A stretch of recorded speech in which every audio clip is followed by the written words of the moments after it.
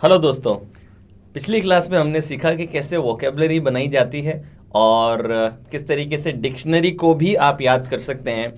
कोई नया टेक्निक मैंने नहीं बताया था, हम सिर्फ एप्लीकेशन सीख रहे हैं सब्स्टिट्यूशन मेथड की, hook hang method, link method, journey method, number system. अभी तक जो भी 5 टेक्निक्स हमने सीखी, उन्हीं टेक्निक्स के एप्लीकेशन से हम हिस्टोरिक डेट्स याद कर सकते हैं, मोबाइल नंबर्स याद कर सकते हैं, बाइनरी डिजिट्स याद कर सकते हैं, लॉन्ग नंबर्स याद कर सकते हैं। कुछ भी अगर हमें याद करना हो वो सब चीज़ें हम इस मेथड से कर सकते हैं। इसी मेथड के एप्लीकेशन को आज हम आगे बढ़ा रहे हैं और आज हम सीखने वाले हैं कि किस तरीके से डेफिनेशंस में हम सेम सब्स्टिट्यूशन टेक्निक्स को और लिंक टेक्निक्स को यूज कर सकते हैं। आपको यहाँ पे कुछ वर्ड्स दिख रहे हैं और उसके आगे उस वर्ड्स के डेफिनेशन दिख रहे हैं। For example, keraunophobia is fear of fire, belonephobia is fear of needles, acrophobia fear of heights, claustrophobia fear of confined places, mesophobia fear of germs, ophidiophobia is fear of snakes, and then agoraphobia is fear of crowd and big spaces. अब suppose कीजिए कि ये biology के terms हैं और इनके definitions हैं और ये डेफिनेशंस हमें अगर याद करने हैं तो हमें क्या करना होगा। सिंपल, अब आपको समझ में आ चुका है गेम। हमें सिंपली जो मीनिंग है और जो वर्ड है इन दोनों को आपस में अटैच करना है। वर्ड का हमें डायरेक्ट 3D इमेज नहीं मिल रहा है तो इसको हमें सब्स्टिट्यूट इमेज में कन्वर्ट करना है। तो पहले इसका सब्स्टिट्यूट बनाओ और मीनिंग के साथ में अटैच कर दो। सब्स्टिट्यूट बनाओ, मीनिंग के साथ में अटैच कर दो। सब्स्टिट्यूट बनाओ, मीनिंग के साथ अटैच कर दो। This is what we have to do in order to remember this. मैं अभी आपको करवा देता हूं और इसके बाद आप सक्षम होंगे किसी भी डेफिनेशन को याद करने में। For example, केरानोफोबिया। केरानोफोबिया से क्या चीज आपको दिमाग में आ रही है, क्या इमेज आपको दिमाग में आ रही है? केरानोफोबिया, केरानोफोबिया से मुझे लग रहा है करीना पहला सब्स्टिट्यूट वर्ड मेरे दिमाग में करीना आ रहा है। तो करीना और फायर को हम कैसे आपस में रिलेट करें? तो आप इमेजिन कीजिए करीना है जो कि करीना कपूर अपने आप को ही फायर लगा करके और फिर स्विमिंग पूल में कूद रही हैं। तो करीना कपूर है, उन्होंने मशाल लिया, अपने आप को फायर किया और फायर करके या तो रैंप वॉक कर रही है, फायर कर लिया और रैंप वॉक कर रही है, या फिर फायर अपने आप पे लगा के स्विमिंग पूल में कूद रही है। तो फायर और करीना कपूर को आपने कनेक्ट कर दिया। बेलेनोफोबिया एंड फियर ऑफ नीडल्स। बेलेनोफोबिया इस फियर ऑफ नीडल्स। बेलेनोफोबिया से बलून दिमाग में आ रहा है और फियर ऑफ नीडल है तो नीडल का तो इमेज हमारे पास में यही। तो आप इमेजिन कर लीजिए कि बहुत बड़ा रेड कलर का बलून है और ऐसे बहुत सारे बलून हैं और आप नीडल्स लेकर के एक एक करके रेड, येलो, ग्रीन हर प्रकार के कलरफुल बलून को आप जाकर के फोड़ रहे हैं। इतना ही करना है बस। एक्रोफोबिया, एक्रो से क्रो दिमाग में आ रहा है, कौवा दिमाग में आता है। फियर ऑफ हाइट, तो इमेजिन कीजिए कि आप 10वीं मंजिल पे हैं, बहुत ऊंची प्लेस पे हैं और आप एक छोटे से ब्लैक कलर के कौवे पे बैठ के नीचे जंप करने की कोशिश कर रहे हैं। ऑब्वियसली आपको डर तो लगेगा। क्लस्ट्रोफोबिया, क्लस्ट्रोफोबिया का मतलब है कन्फाइंड, छोटी जगहों का डर। क्लस्टो से क्या दिमाग में आता है? क्लोज। देखिए पहले में क्लोज आ रहा है यानी कि सेंटा क्लोज। सेंटा क्लोज, मुझे पहला इमेज सेंटा क्लोज का बनता है। फियर ऑफ कन्फाइंड प्लेसेस मतलब छोटी जगहों का डर। तो इमेजिन कीजिए एक छोटा सा पाइप है और उस पाइप में सेंटा क्लोज को आप फिट करने की कोशिश कर रहे हैं।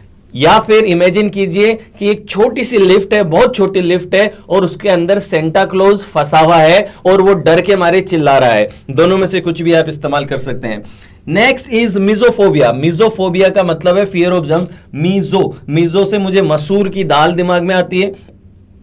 मसूर की दाल, फियर ऑफ जर्म्स। तो इमेजिन कर लीजिए कि आप मसूर की दाल खा रहे हैं और उस दाल में जर्म्स ही जर्म, कीटाणु ही कीटाणु भरे पड़े हैं and still you are eating it. Disgust होता है, मतलब याद रहेगा। फिर है ओफिडियोफोबिया। ओफिडियो से ऑफिस दिमाग में आता है और स्नैक्स। इमेजिन कीजिए कि आप अपने ऑफिस में हैं और आपके बॉस के केबिन में जाकर के या फिर आपने प्रिंसिपल के केबिन में जाकर के ब्लैक कलर के जो स्नैक्स हैं वो छोड़ दिए हैं और प्रिंसिपल भी डर रहा है, आप भी बहुत ज्यादा डर रहे हैं। Then agoraphobia. Agora is fear of crowd places. तो इमेजिन अगोरा से आगरा दिमाग में आता है, आगरा से ताजमहल दिमाग में आता है। तो इमेजिन कीजिए कि आप ताजमहल के ऊपर खड़े हैं और बहुत सारी भीड़ इकट्ठी हुई है आपके चारों तरफ और आप डर रहे हैं उन्हें देख करके। Clear everybody? So I am sure that ये सारे डेफिनेशंस आपको इतनी ही जल्दी याद हो चुके हैं और इसमें कंफ्यूजन का कोई जगह ही नहीं है. There is no space for confusion. मैं थोड़ा सामने आकर के छुपा देता हूं और अब आपसे पूछता हूं, मुझे बताइए केरानोफोबिया क्या था. अब आप अच्छे से समझ गए हैं. केरानोफोबिया से Kareena fire. Keraunophobia is fear of fire. Belonephobia क्या था? बलून एंड निडल से फोड़ रहे थे ना, so belonephobia is fear of needles. अच्छा मुझे बता दीजिए आप, व्हाट इज एक्रोफोबिया? एक्रो से crow and fear of height. What is mysophobia? Myso से मसूर की दाल and jam, fear of germs आ गया. What is ophidiophobia? Office and snakes आ गए थे, याद है? Very good. And agoraphobia, Agra and fear of crowded place. एक रह गया क्लोस्ट्रोफोबिया. क्लोज से सेंटा क्लोज दिमाग में आया था, छोटी सी लिफ्ट में फंसा हुआ था, फियर ऑफ कन्फाइंड प्लेसेस. तो दोस्तों ये तरीका है कि आप किसी भी डेफिनेशन को अगर याद करना चाहें तो इसी तरीके से याद कर सकते हैं. अब मैं आगे बढ़ जाता हूं और इसी मेथड को थोड़ा और प्रैक्टिस कर लेते हैं. Inventions and inventors. अगर आपको ये याद करना है, सपोज आप यूपीएससी के एग्जाम में या ऐसे किसी एग्जाम में हैं जहां पे आपको जनरल नॉलेज लेकर के जानी है, तो ये मेथड बहुत पावरफुल है. इस मेथड को यूज करके आप अपनी जीके बढ़ा सकते हैं. फैक्ट्स, फिगर्स और डेफिनेशन सारी चीजें आप याद रख सकते हैं. तो अब मैं आपको बताता हूं कि किस तरीके से आप इन्वेंटर्स एंड इन्वेंशंस को याद रख सकते हैं. तो चलिए दोस्तों, यहां पे हम सीखते हैं इन्वेंशंस एंड इन्वेंटर्स. तो अभी देखिए यहां पे मैंने कुछ नाम लिखे हैं. टीवी किसने इन्वेंट किया था? जेएल बेयर्ड ने. थर्मस फ्लास्क देवार ने. सबमरीन बुशनेल ने. इलेक्ट्रिक वेव हर्ट्ज ने. रेडियो मैरकोनी ने. डायनामाइट नोबेल ने. स्टीम बोट फुल्टन ने. एंड बैरोमीटर इवेंजलिस्टा टेरिसेली ने. तो आप देखिए इसको अगर हमें याद करना है तो अभी अगेन कुछ नया नहीं है, सिर्फ और सिर्फ एप्लीकेशन बस है. एप्लीकेशन कैसे सीख लेनी है वो देख लीजिए कि किस तरीके से एप्लीकेशन काम कर रही है. टीवी किसने बनाया? टीवी जेएल बियर्ड ने बनाया. तो एसोसिएट कर दें. इमेजिन कीजिए कि एक बियर्ड, जेल का मतलब जेएल इज जेल, बियर्ड का मतलब दाढ़ी. तो इमेजिन कीजिए कि एक आदमी है जो जेल में है बड़ी सी दाढ़ी लेकर के, और वो जेल के अंदर टीवी ठीक करा. बड़ी सी ब्लैक एंड व्हाइट टीवी है पुरानी सी, और उस टीवी को या तो वो फोड़ रहा है या फिर वो टीवी पे बैठ के मेडिटेशन कर रहा है. दाढ़ी वाला आदमी जेल में टीवी पे बैठ करके मेडिटेशन कर रहा है या फिर टीवी को फोड़ रहा है. Very good. इतना ही आपको देखना है और आपको याद हो जाएगा. Very good, well done. अभी नेक्स्ट आते हैं थर्मस फ्लास्क. थर्मस फ्लास्क आपने देखा ही. इमेजिन कर लीजिए एक व्हाइट कलर का थर्मस फ्लास्क और दीवार ने. तो इमेजिन कीजिए कि एक दीवार बनी है जिसमें ईंटें भी लगी हैं और व्हाइट कलर के थर्मस फ्लास्क भी लगे हुए हैं. तो ईंटों से और थर्मस फ्लास्क से बनी हुई दीवार को आप देख रहे हैं.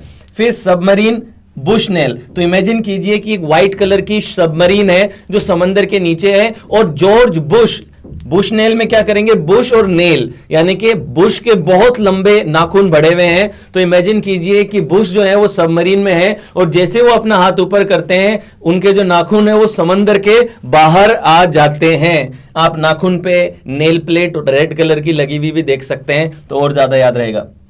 Electric waves is heart. Heart से हार्ट दिमाग में आता है. इमेजिन कीजिए कि आपका हार्ट काम नहीं कर रहा और इलेक्ट्रिक वेव उसको डाल रहे हैं और अब वो धड़कने लगा है. तो इलेक्ट्रिक वेव का सप्लाई है. तो आप ऐसे भी कर सकते हैं कि एक सॉकेट डाल रखा है आपके हार्ट में और आपका हार्ट उसके थ्रू बीट कर रहा है इलेक्ट्रिक वेव के through, right. Then radio and Marconi से मैक्रोनी दिमाग में आता है. तो इमेजिन कीजिए आप रेडियो पे मैक्रोनी लगा करके खा रहे हैं. व्हाइट कलर की मैक्रोनी लगा के आप रेडियो के साथ में खा रहे हैं. Dynamite and Nobel. इमेजिन कीजिए कि बहुत सारे नोबेल प्राइजेस की माइन बिछी हुई है और हर एक नोबेल प्राइज एक डायनामाइट की तरह फट रहा है. Then steam boat Fulton. Fulton से क्या दिमाग में आता है आपके? Who is फुलटॉन. फुलटॉन से पलटन दिमाग में मुझे आ रही है. पलटन जो अपने फौजियों की आर्मी की पलटन होती है. तो मैं देख रहा हूं कि 8 से 10 आर्मी के पलटन बनी हुई है और वो पलटन एक स्टीम बोट में बैठ के बहुत सारी स्टीम ले रही है. Very good. And barometer. Barometer Evangelista Torricelli. तो इमेजिन कीजिए कि जो बैरोमीटर है जो प्रेशर नापने के काम में आता है, तो आप इमेजिन कर सकते हैं कि इवेंजलिस्ट से मुझे एवेंजर दिमाग में आ रहा है, टोरिसली से मुझे टेरेस दिमाग में आ रहा है, एंड में सेली को सेल भी यूज कर सकते हैं। तो इमेजिन कीजिए कि जो आप एवेंजर पे बैठे हैं अपनी टेरेस में, अपने घर की टेरेस पे एवेंजर में आप बैठे हैं और बैटरी के सेल डाल रहे हैं बैरोमीटर के अंदर, आप बैरोमीटर के अंदर सेल डाल रहे हैं। Very good, I think now the list is clear. और अब अगर हम आ जाएं और मैं आपसे पूछ लूं सामने आकर के टीवी किसने बनाया था, तो अब आपके दिमाग में एक जेल में बियर्ड वाला आदमी नजर आ रहा होगा, जेएल बियर्ड ने। मैं आपसे पूछूं अच्छा थर्मस प्लास किसने बनाया था, आपको दीवार दिमाग में आ रही होगी कि दीवार में क्या क्या लगा हुआ था। मैं पूछ लूं कि स्टीम बोट किसने बनाई थी, आप कहेंगे पल्टन नजर आ रही होगी। मैं आपको बोल दूं कि इलेक्ट्रिक वेव्स किसने बनाई थी, आपको हर्ट्ज नजर आ रहा होगा। सो दोस्तों इसी तरीके से सेम मेथड को अप्लाई करके आप किसी भी इन्वेंशन और इन्वेंटर को याद कर सकते हैं। यही मेथड आप बुक्स पे भी लगा सकते हैं, बुक्स और उनके ऑथर से याद करने हो। ये सेम मेथड आप कंट्री और उनकी करेंसीज को याद करना हो, कंट्री और उनके फ्लैग्स को याद करना हो, वहां पे भी आप ये सेम मेथड अप्लाई करके कुछ भी याद रख सकते हैं।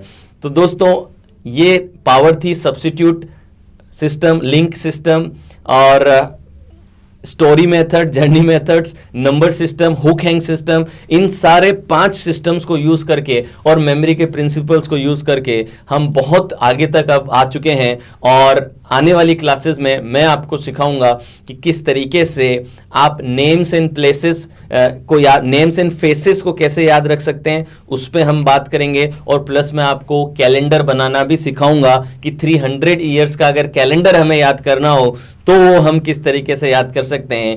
और एक और मैं आपको एप्लीकेशन सिखाऊंगा, और वो है कि केमिकल इक्वेशंस में अगर यूज करना हो तो कैसे करेंगे। क्योंकि कई लोग मुझे बोलते हैं कि अगर सर CH3 CH4 इसमें अगर C2H6 इसमें अगर लगाना है तो इसमें हम कैसे लगाएं, केमिकल इक्वेशन में कैसे लगाएं।